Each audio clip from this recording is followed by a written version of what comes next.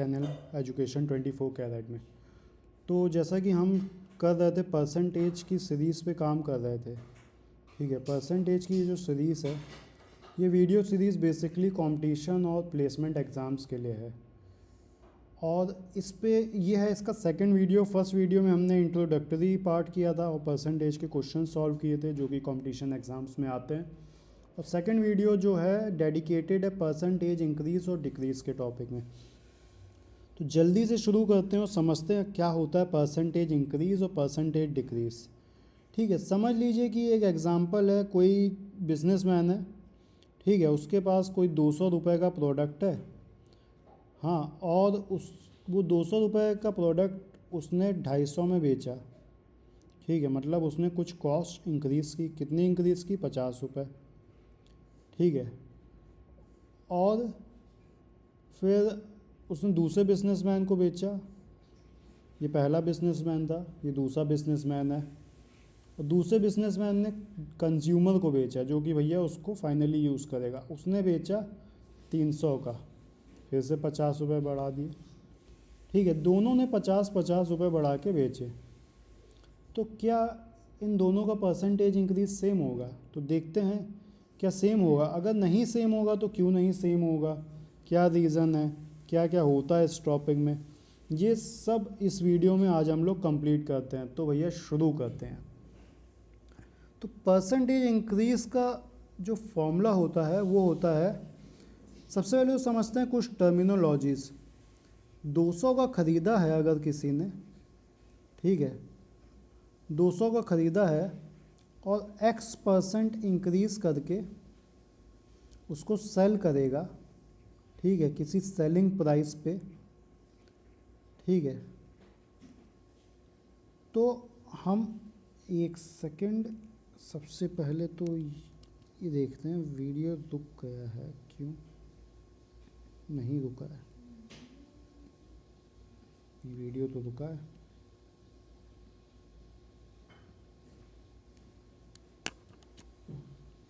हाँ,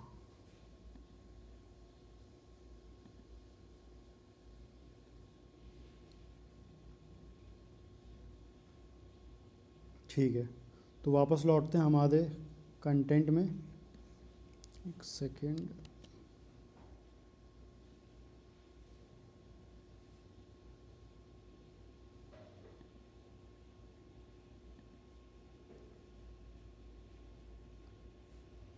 हाँ, तो कोई प्रोडक्ट है वो 200 का है, ठीक है, और उसको कोई सेलिंग प्राइस में बेच रहा है x% बढ़ा के। तो 200 को हम बोल देंगे ओल्ड वैल्यू, जो उसकी पुरानी वैल्यू थी, और जो नई वैल्यू है सेलिंग प्राइस उसको बोल देंगे न्यू वैल्यू, है ना। अब x% उसकी कॉस्ट बढ़ी है, ठीक है, तो फिर उस x की वैल्यू कैसे निकालेंगे? तो उस x की वैल्यू निकालेंगे new value minus old value upon old value, ठीक है। x क्या है हमारा? इंक्रीमेंट परसेंट है। क्या है? इंक्रीमेंट परसेंट, ठीक है। तो इंक्रीमेंट परसेंट हमेशा ओल्ड वैल्यू में निकलता है, ये चीज़ ध्यान रखना, ठीक है। तो फिर निकालते हैं कितना हुआ, ठीक है। अब मान लो कि उसने 200 का बेचा था, 200 का लिया था कहीं से और 250 का बेचा, तो कितना परसेंटेज इंक्रीज़ करके उसने बेचा, ठीक है। यही उसका प्रॉफिट परसेंट भी कहलाता है, ठीक है। तो इस टॉपिक का बहुत बड़ा यूज़ है प्रॉफिट एंड लॉस वाले चैप्टर में, जो हम लोग आगे पढ़ेंगे अगली वीडियो में। तो देखते हैं x% क्या आ रहा है। तो न्यू वैल्यू है 250, ओल्ड वैल्यू थी भाई 200, तो अपॉन 200 करेंगे तो 50 अपॉन 200, तो क्या हुआ, और इंटू 100 भी किया जाता है इसको, ठीक है। एक सेकेंड, इंटू 100 भी इसको किया जाता है। तो क्योंकि हम लोग परसेंटेज निकाल रहे हैं ना, तो डिफरेंस ऊपर निकल आया, ओल्ड वैल्यू नीचे है, और इंटू 100, ठीक है। तो 50 अपॉन 200 इंटू 100, मतलब कि 1/4 इंटू 100, और 1/4 का मैंने बताया था क्या होता है 25%। कैलकुलेट करोगे तो भी 25 ही आएगा। तो x आ गया हमारा 25%। ठीक है, तो इसे कहते हैं परसेंटेज इंक्रीज। क्या कहते हैं इसे? Percentage increase. हाँ, अब भाई दूसरे बिजनेसमैन ने क्या किया, उसके बाद 250 का आया, उसने 300 का बेच दिया। ठीक है, तो उसके लिए न्यू वैल्यू क्या है? उसके लिए न्यू वैल्यू है, दूसरे बिजनेसमैन के लिए न्यू वैल्यू क्या है, यहीं से कंटिन्यू करते हैं। दूसरे बिजनेसमैन के लिए न्यू वैल्यू है 300। ठीक है, और ओल्ड वैल्यू है, ओल्ड वैल्यू क्या है 250। भाई 250 का आया, 300 का बेच दिया। अब कितना इंक्रीज करके बेचा वो निकालना है, इंक्रीमेंट परसेंट है ना। मान लो कि x है, x2 मान ले रहे हैं इसको। ठीक है, तो ये हो गया new value minus old value upon old value multiply by 100। ठीक है, तो न्यू वैल्यू क्या है यहाँ पे? यहाँ पे न्यू वैल्यू है 300। ओल्ड वैल्यू क्या है? ओल्ड वैल्यू है 250 अपॉन क्या 250, जो भी आएगा मल्टीप्लाई बाय 100 हो जाएगा। तो क्या आया यहाँ पे 50/250 इंटू 100, मतलब कि 1/5 इंटू 100, मतलब कि क्या 20%। तो समझाने वाली चीज़ यही थी कि भाई एक ने 50 रुपये बढ़ा के बेचा तो उसका आया 25%, दूसरे ने भी तो 50 रुपये बढ़ा के बेचा तो उसका क्यों 20% आ गया? कुछ नहीं है यहाँ पे, लॉजिक इतना है, ये जो 25% था, ये जो 50 रुपये था, वो 200 का 25% था। ठीक है, ये जो 25% था वो 200 का 25% था, और 250 का 25% तो 50 से ज़्यादा ही होगा। क्यों? क्योंकि 250 जो है 200 से ज़्यादा है, तो उसका 25% भी 200 से ज़्यादा, ये 200 के 25% से ज़्यादा ही होगा। ठीक है, इसीलिए यहाँ पे 50 रुपये जो है ना, ये 250 का कितना परसेंट है? 20% है। ठीक है, तो कोई बड़ी बात नहीं है अगर इस तरह से आप कोई चीज़ ऑब्ज़र्व करो तो। अब बात समझते हैं फॉर्मूलों की। ठीक है, कि भैया इसमें इस टॉपिक में फॉर्मूले क्या क्या हैं, है ना। एक फॉर्मूला तो ये है परसेंटेज इंक्रीज़ निकालने का, भैया new value minus old value upon old value into 100। ठीक है, वहीं पे अगर बारी बारी हम फॉर्मूले लिख लेते हैं। ठीक है,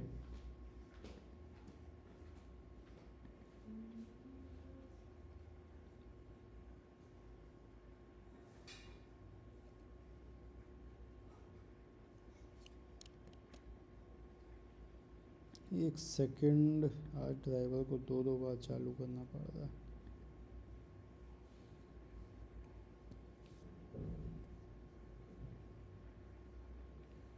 हाँ, तो बारी बारी फॉर्मूले लिख लेते हैं। ठीक है, तो परसेंटेज इंक्रीज़ क्या हुआ? इंक्रीज परसेंटेज का फॉर्मूला हुआ new value minus old value upon old value, जो भी आया मल्टीप्लाई बाय 100। और यहीं पे परसेंटेज डिक्रीज़ का भी सेम फॉर्मूला होता है, बस फ़र्क इतना है भाई न्यू वैल्यू ज़्यादा होती है जब कोई चीज़ इंक्रीज़ होती है ना। 200 से 250 गई तो न्यू वैल्यू 250 हुई। अब जब डिक्रीज़ होती है, जैसे कि 250 से 200 जा रही है, या फिर 200 से 150 जा रहा है किसी चीज़ का रेट, ठीक है, तो ओल्ड वैल्यू बड़ी होगी ना, पुरानी वैल्यू बड़ी होगी, नई वैल्यू छोटी होगी। तो old value minus new value upon old value, ठीक है, इनटू 100, है ना। तो ये हो गया परसेंटेज डिक्रीज। ठीक है,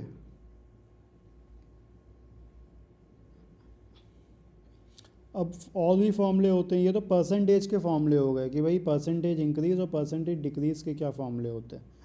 अब एक फॉर्मूला होता है न्यू वैल्यू का भी।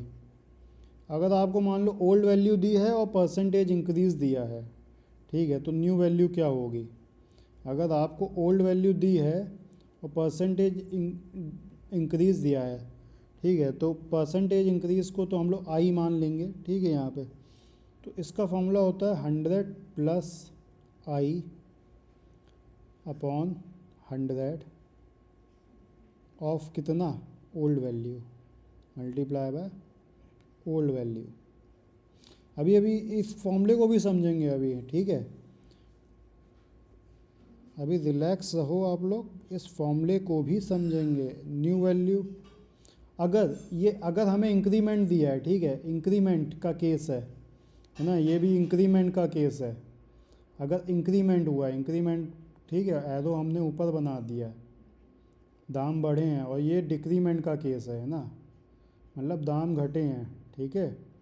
कौन सा केस है, डिक्रीमेंट का केस है, डिक्रीमेंट। तो भैया न्यू वैल्यू क्या होगा, अगर नुकसान हुआ है, डिक्रीमेंट हुआ है, तो फिर न्यू वैल्यू होगा 100 माइनस डी मतलब क्या, परसेंटेज डिक्रीज है ना, अपॉन 100 ऑफ क्या, ओल्ड वैल्यू। चाहो तो अप्लाई करके देख लेते हैं इन फॉर्मूलों को। भाई पिछले क्वेश्चन में आपको क्या दिया गया था, चलो पिछला क्वेश्चन का यहाँ पे बनाते हैं, इन फॉर्मूलों को अप्लाई करेंगे, ठीक है। क्या करेंगे, इन फॉर्मूलों को अप्लाई करेंगे। पिछले क्वेश्चन में 200 रुपये की चीज़ हमने कितने परसेंट बढ़ा के बेची, 25% बढ़ा के बेची थी। देखो 25% आया था ना आंसर। तो क्वेश्चन ऐसा भी आ सकता है कि भैया 200 की चीज़ 25% बढ़ा के बेची, ठीक है, 200 की चीज़ 25% बढ़ा के बेची, तो भैया कितने की बेची, है ना, है ना। तो न्यू वैल्यू क्या है, न्यू वैल्यू, बोलो मेरे साथ, न्यू वैल्यू क्या है। चलो निकालते हैं, फॉर्मूला लगाते हैं। तो बढ़ा के बेची तो इंक्रीमेंट का फॉर्मूला लगेगा ये वाला, ठीक है। चलो, तो न्यू वैल्यू इक्वल टू क्या लिखा है, 100 प्लस आई मतलब increment upon 100 multiply by old value, ठीक है। तो न्यू वैल्यू क्या आएगी हमारी, न्यू वैल्यू आएगी हमारी 100 प्लस इंक्रीमेंट कितने परसेंट का हुआ, 25% का, 100 plus 25 upon 100 into old value. Old value क्या है, 200 रुपीज़, है ना। तो 100 प्लस 25 क्या हो गया, 125 अपॉन 100 इंटू 200। तो 125 अपॉन 100 हो गया हमारा क्या, 5/4 इंटू 200, और ये आ गया हमारा कितना,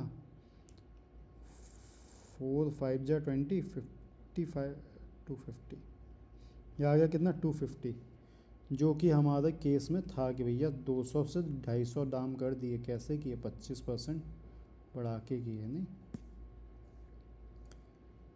तो ये इसी प्रकार ये फॉर्मूला भी काम करेगा, एक सेकेंड, इसी प्रकार ये फॉर्मूला भी हमारा काम करेगा।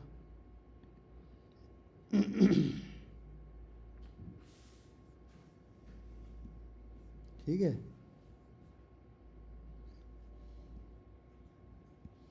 अब और भी फॉर्मूले हैं इसके, जैसे क्या, ठीक है, और क्या फॉर्मूले हैं, ज़्यादा नहीं, बस 2 फॉर्मूले रह गए हैं। और अभी तो ऐसा तरीका बताएंगे क्वेश्चन को देखने का कि फॉर्मूलों की भी ज़रूरत ना पड़े, ठीक है, वो भी इसी वीडियो में बताएंगे, और क्वेश्चंस हम लोग अगले वीडियो में कर लेंगे, ठीक है। मैं चीख के यहाँ पे चिल्लाऊंगा कि इसमें हमने केवल चीज़ें समझाई हुई हैं इस वीडियो में, क्वेश्चंस हम अगले वीडियो में सॉल्व कर लेंगे, ठीक है। क्योंकि इधर प्रॉब्लम ये हो रही कि मेरा ड्राइवर रुक रहा है पेन टैबलेट का, जैसा कि आप देख सकते हैं, बार बार मुझे रीस्टार्ट करना पड़ रहा है, ठीक है। तो क्वेश्चन हम अगले वीडियो में कर लेंगे। है ना।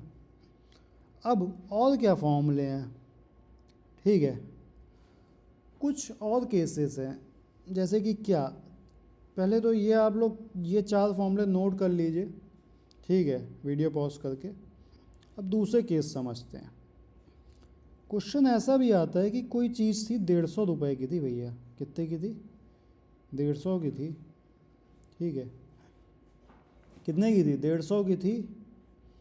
अब 150 से वो चीज़ हो गई 200 की, 150 से 200 की हो गई, कितने % दाम बढ़े, चलो निकालते हैं भैया। 200 माइनस 150 अपॉन 100, नहीं अपॉन क्या, अपॉन 150, ओल्ड वैल्यू में ना, पुरानी चीज़ के दाम बढ़ते हैं, सॉरी पुरानी वैल्यू पे दाम बढ़ते हैं, इंटू 100, कितने % बढ़े, ये बढ़े आपके 50 अपॉन 150 इंटू 100, मतलब 33% बढ़ गए, ठीक है, मतलब क्या 33% बढ़ गया, 33.33 है ना, 33 भी नहीं 33.33% लिख दे रहे हैं साफ साफ। ये क्या था, ये इंक्रीमेंट था, ठीक है। अब कितना % डिक्रीमेंट करे, अब बंदा कितना % डिक्रीमेंट करे कि वापस से दाम 150 हो जाए। भाई 150 से 200 रुपये कैसे हुए, 33% इंक्रीमेंट करके, 33.33। अब कितना % बंदा डिक्रीमेंट करे कि दाम जो है वापस कितने हो जाए, 150 हो जाए। तो कैसे निकालो, अरे सर 33% इंक्रीमेंट किया है तो 150 से 200 पे आए, अब 33% डिक्रीमेंट करोगे तो 200 से 150 पे आएगा ना। बहुत से लोग तो ऐसा भी कहेंगे, लेकिन ये बेटा ऐसी चीज़ नहीं है कि घर से स्कूल 200 मीटर दूर है तो स्कूल से घर भी 200 मीटर दूर होगा, ये थोड़ी सी अलग चीज़ है, ठीक है। यहाँ पे जो 33% था, ये किसका 33% था, ये 33% था 150 का, और यहाँ पे जो डिक्रीमेंट % होगा वो होगा 200 का। अगर हम लोग वो भी 33% मानेंगे ना तो हम लोग 150 से भी नीचे आएंगे, क्यों, क्योंकि 150 का 33% छोटा होता है 200 के 33% से, तो इसीलिए ये चीज़ 33% तो नहीं होगी। चलिए करके देखते हैं। 200 का 33% होता है 66.66 रुपीज़, माइनस करो 66.66 200 में से, तो हम लोग कहाँ पहुँच रहे हैं, हम लोग पहुँच रहे हैं 133.33।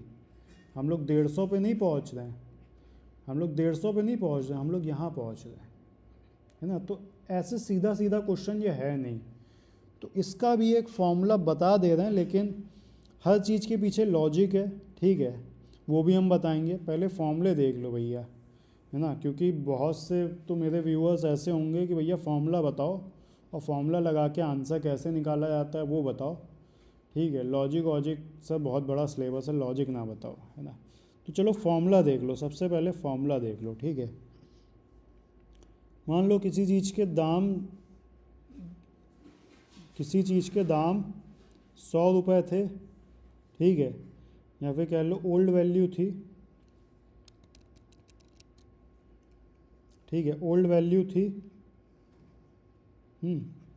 ओल्ड वैल्यू से न्यू वैल्यू पे हम गए कितना, X% इंक्रीज़ करके, या फिर कह लो सबसे बढ़िया बताएं आपको, इंक्रीज़ को मान लो I% इंक्रीज़ करके, और न्यू वैल्यू से वापस उसी वैल्यू पे गए D% डिक्रीज़ करके। सबसे पहले तो हम ये बता दें, यहाँ पे I जो है D के बराबर नहीं हो सकता।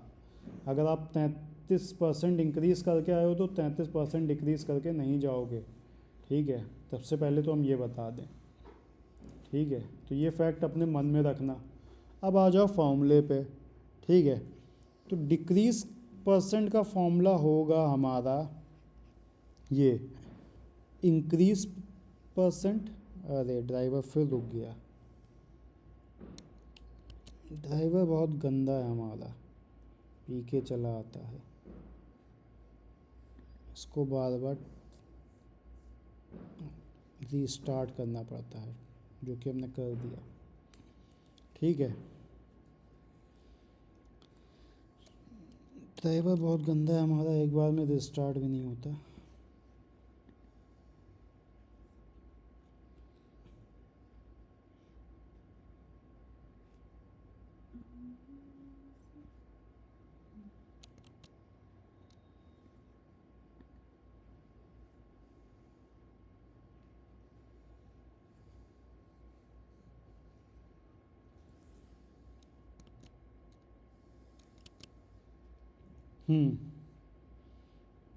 तो भाई फॉर्मूला क्या है भाई? डिक्रीमेंट परसेंट का फॉर्मूला है यहाँ पर increment percent upon 100 plus increment percent into 100। ठीक है, अब इसका ओल्ड वैल्यू और न्यू वैल्यू से कोई लेना देना नहीं है ना। फॉर्मूले में तो ओल्ड वैल्यू न्यू वैल्यू कहीं भी नहीं है। ठीक है, लेकिन काम ये सभी केसेस में करेंगे। ठीक है, और इंक्रीमेंट परसेंट का भी लेना देना, और इंक्रीमेंट परसेंट का फॉर्मूला है यहाँ पे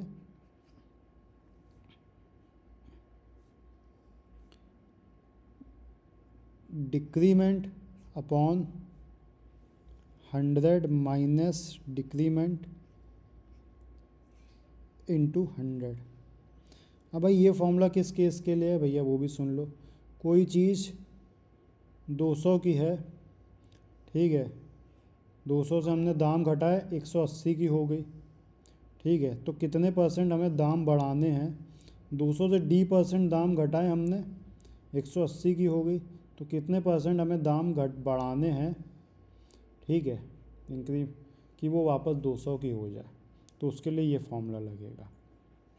ठीक है, अब आओ इसके पीछे का थोड़ा सा कॉन्सेप्ट भी समझा देते हैं।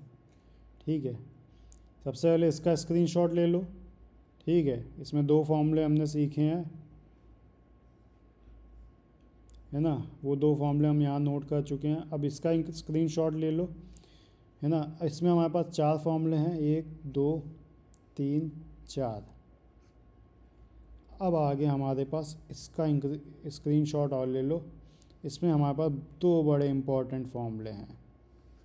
ठीक है, अब आते हैं थोड़ा कॉन्सेप्ट समझते हैं। यार देखो, कभी कभी केवल चीज़ों को थोड़ा सा गहराई पे चले जाना चाहिए, है ना। तो भैया देखो, कोई चीज़ 100 रुपए की है, ठीक है, कितने की है? 100 रुपए की है। 100 से 120 हो जाती है। आप कहोगे सर जी 20% बढ़ा। हमने कहा भैया बहुत अच्छी बात है, बहुत क्या था वो, आप तुरंत समझ गए। कोई चीज़ 100 की थी, तो 100 रुपए को चलो हम लोग थोड़ा ऐसे रिप्रेजेंट कर लेते हैं, है ना। थोड़ा सा, 1 स्क्वायर 20 का है, ठीक है, 20 20 20 और 5 बार 20। ठीक है, अब 120 की हो गई, तो भैया 1 स्क्वायर बढ़ गया। इधर कितने स्क्वायर थे? 5 स्क्वायर थे, है ना। हम लिखेंगे नहीं, गिन लेना अपने आप। ठीक है, लिखेंगे तो कंफ्यूज हो जाएगा भाई सर ये 5 क्या है। भैया ये हम ऐसे ही अलग चीज़ समझा रहे हैं, इसका इससे कॉन्सेप्ट समझ में आएगा। ठीक है, और कुछ नहीं। 100 की थी, कितने की हो गई? 120 की हो गई। 1 2 3 4 5, 120 की हो गई, तो हर एक स्क्वायर 20 रुपए का है। 1 2 3 4 5 6। ठीक है, 120 की हो गई, 1 स्क्वायर बढ़ गया। अब 120 में कितना घटाएं कि वापस 100 की हो जाए?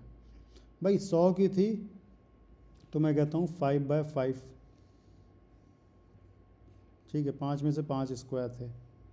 ठीक है, और वो चीज़ अपने आप में 100% थी, वो चीज़ अपने आप में 100% थी। ठीक है, हाँ, उसके रेट अपने आप में कितने थे? उसके पैसे थे अपने आप में 100%। हाँ, अब वो 120 की होगी तो एक स्क्वायर बढ़ गया। 5 स्क्वायर था हमारा 100% के बराबर, तो 120 की हो गई वो, तो वो हो गया हमारा 6/5, है ना। 120% की हो गई वो चीज़।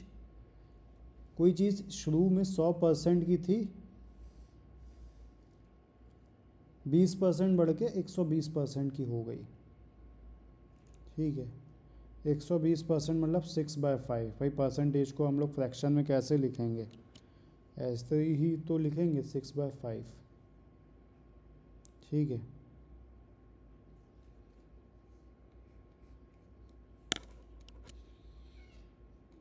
एक सेकेंड,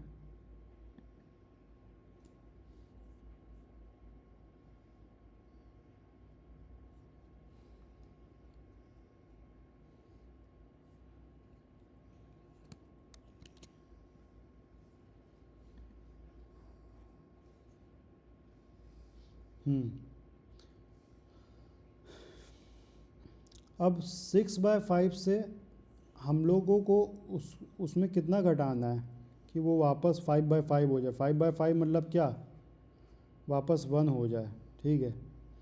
तो वो चीज़ जो है ना, अपने अभी 6/5 की वैल्यू पे है, ठीक है, तो उसको हम लोग 5/6 से मल्टीप्लाई करेंगे, तभी तो वो 1/1 होगी। 6 से 6 घटा, 5 से 5 घटा, है ना। तो वो चीज़ अभी 6/5 पे है, ठीक है, मतलब 120% पे है।